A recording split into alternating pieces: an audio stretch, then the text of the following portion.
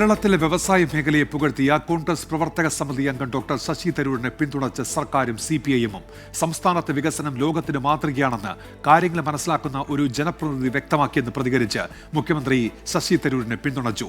വസ്തുത പറഞ്ഞതിന് തരൂരിനെ അഭിനന്ദിക്കുന്നതായി സിപിഐഎം സംസ്ഥാന സെക്രട്ടറി MV ഗോവിന്ദന്റെ പ്രതികരണം.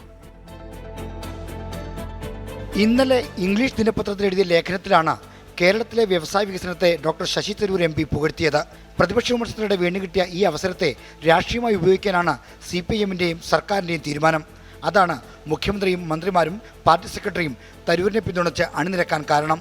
തരൂർ പറഞ്ഞത് വസ്തുതയെന്നാണ് സർക്കാർ അടിവരയിട്ട് പറയുന്നത്. നാടിൻ്റെ വികസനം ചില മേഖലകളിൽ വലിയ തോതിലുണ്ടായിരിക്കുന്നു.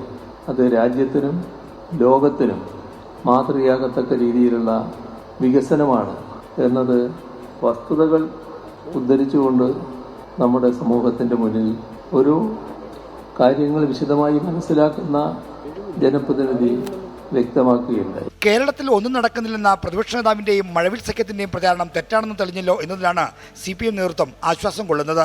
ഒരു പുതിയ കേരളത്തിന്റെ വളർച്ചയെ ലോകത്തിന്റെ മുമ്പിൽ അവതരിപ്പിക്കുന്ന സജീവമായ ഒരു ശ്രമമാണ് ശശി തരൂരിന്റെ ഭാഗത്തുണ്ടായിട്ടുള്ളത്. അത് വസ്തുതാപരമാണ്. ആ വസ്തുതാപരമായ കാര്യങ്ങൾ ചൂണ്ടിക്കാണിക്കാൻ തയ്യാറായിട്ടുള്ള ശശി തരൂരിനെ ഞാൻ ഈ സന്ദർഭത്തിൽ അഭിനന്ദിക്കുകയാണ്. നാടിനെ സ്നേഹിക്കേണ്ട ആളുകൾ സ്വീകരിക്കേണ്ട നിലപാടാണ് ശശി തരൂരിൻ്റെതെന്ന് മന്ത്രി P. രാജീവും പ്രതികരിച്ചു.